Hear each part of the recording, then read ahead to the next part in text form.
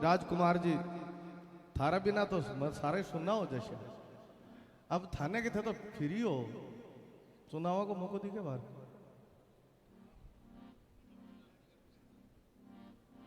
थे तो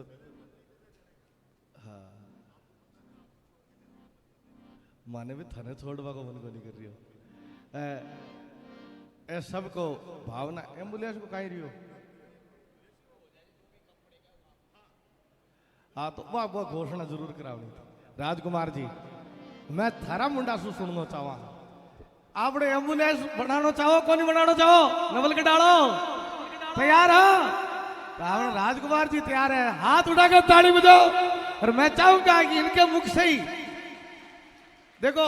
भाई एम्बुलेंस अब बहुत पुरानी होगी अब नवलगढ़ में नवल एम्बुलेंस आनी चाहिए हाथ उठाकर ताली बजा करके मैं आह्वान करता हूं कि राजकुमार जी आओ हमेशा सर माथे पे रखा है और हमेशा रहेगा। पूज्य संत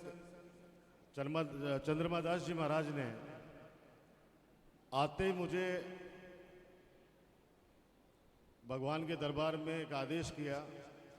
और उस आदेश का साक्षी एक और है मेरा छोटा भाई बहरू किधर है इधर आजा हमारा गौ सेवक है बहुत ये बच्चे बहुत गौ माता के लिए करते हैं और उन गौ माता के लिए जो कहीं पे घायल अवस्था में एक्सीडेंट हो जाती हैं कहीं पे परेशान है बीमार हैं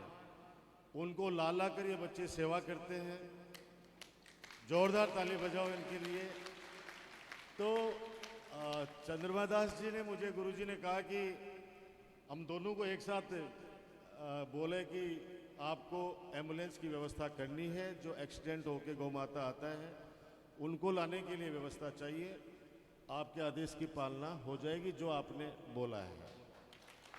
और अब सुप्रीम कोर्ट बैठा है अब तो भाई हमारे प्रकाश दास जी गुरुजी बैठे हैं तो आप तो वो संत हैं। अभी चंद्रमादास जी महाराज ने एक बात कही गौ माता को राष्ट्रीय माता घोषित करवाने के लिए आपको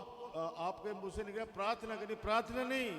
अब आपको तो पूरी चेतावनी देनी चाहिए कि याचना नहीं अब रण होगा और रण नहीं भीषण होगा क्योंकि संत ही अगर प्रार्थना करने लग जाएंगे सरकारों से तो फिर तो कुछ होना ही नहीं है। आप तो हुक्म करो और हुक्म करो उन तथाकथित सनातनी सरकारों को कि कम से कम आप गौ माता की रक्षा के लिए गौ माता को राष्ट्रीय माता का दर्जा दो। और ये पूरा हिंदुस्तान एक साथ एक आवाज में बोल रहा है कि कथनी और करने में अंतर नहीं होना चाहिए। हमारे हिंदुस्तान के अंदर गौ माता को राष्ट्रीय माता का दर्जा देना चाहिए। अब ये दे सकते हैं यूपी चुनाव से पहले बता देता हूं आपको यूपी चुनाव से पहले जितना प्रेशर करोगे ये वोटों के लिए कुछ भी कर सकते हैं। अच्छा गौ माता के भला हो जाएगा। इसलिए पूरा हिंदुस्तान की जनता 150 करोड़ हिंदुस्तानी आपके साथ है सभी जाति सभी धर्मों के। और प्रकाश दास जी महाराज के सानिध्य में जब ये अभियान चल रहा है तो जिस दिन आप आह्वान करोगे आपको पता है बुद्धगिरी जी महाराज के हमारे दिनेश गिरी जी महाराज ने जब मैं मेरे नवलगढ़ की जनता के आशीर्वाद से आपके आशीर्वाद से जब मंत्री था तब उन्होंने मुझे कहा था गौ माता का अनुदान हमें अशोक गहलोत जी से मिलकर गौ माता के लिए अनुदान शुरू करवाइए। मुझे कहते हुए गुरुजी खुशी है कि 9 महीने का अनुदान सबसे पहले अशोक गहलोत जी ने शुरू किया और आपकी आज्ञा का हमेशा पालन सब लोग करते हैं और हम सौभाग्यशाली हैं क्योंकि बहराड़ा धाम को राजस्थान भूला नहीं है। बहराड़ा धाम में जिस प्रकार से संतों ने प्रकाश दास जी महाराज के सानिध्य में सरकार को झुकाया हमारे दादूपंथियों का विशाल जहां पे आस्था का केंद्र है क्योंकि मैं भी मेरा जो पढ़ा है मैं 8वीं 9वीं पढ़ी है मैं भी जमात के अंदर आपको तो पता है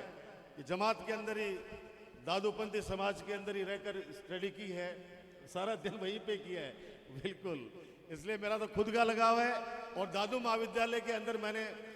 वरिष्ठ उपाध्याय किया है जयपुर से वरिष्ठ उपाध्याय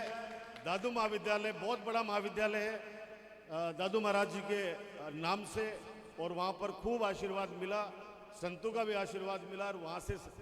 वरिष्ठ उपाध्याय करने के बाद फिर शास्त्री आचार्य और फिर पीएचडी की। तो आपके आदेश की पालना होगी। बोलिए जय गौ माता की।